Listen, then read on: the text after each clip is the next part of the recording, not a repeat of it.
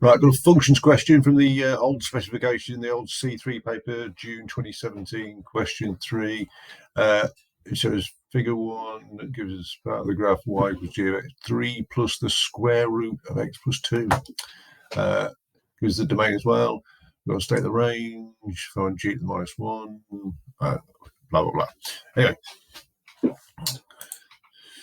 so the range, remember, it's these y values, the value you get out of the function. So really we need to know where that is.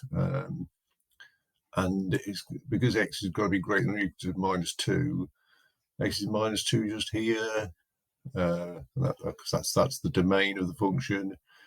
And if you put minus 2 into here, that's 0. So it just gives you 3, which means the range is just going to be 3 or more.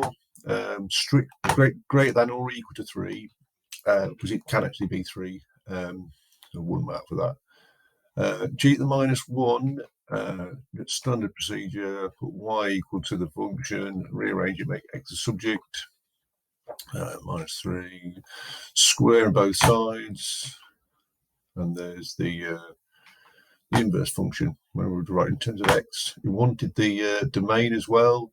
And that's x is greater than or equal to 3 because remember the domain of the inverse is the range of the original function.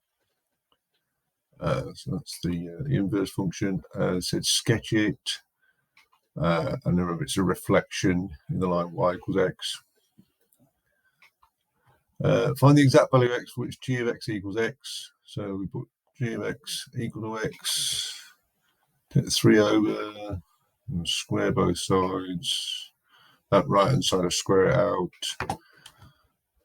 and then on one side got a quadratic, see the formula, complete the square, or put in the calculator.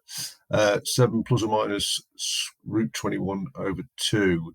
Now it does say just value of x, which g of x equals x, and if we look at the graph again, it's this value here that we want, and the reason we've got 2 values is because if we make this plus or minus root of x plus 2, then this is the 3 minus the square root of x plus 2 graph, and this is the other solution that we don't want. That's why we've got 2 solutions now with the plus or minus. So what's happened is because if I write a plus or minus there and then a square and then there as well, and then I square both sides, I get exactly the same thing here. So the squaring has introduced that extra solution, which we don't want. We want the big one, because the x value here is bigger than that one. Or you say to yourself, well, because of this, x has got to be at least 3. That's positive. The square root of x plus 2 is positive. So x has got to be bigger than 3. And then the last part, state the value of a for which g of a equals g to the minus 1 of a. So the equation looks like this. There's g of a and g to the minus 1 of a. Don't really fancy that for 1 mark. If I remember the graph, just here is where g of x will equal to x, but it's also equal to g to the minus 1 of x. So it's actually just that value of x that it wants. So it's the same as part C. And there we go.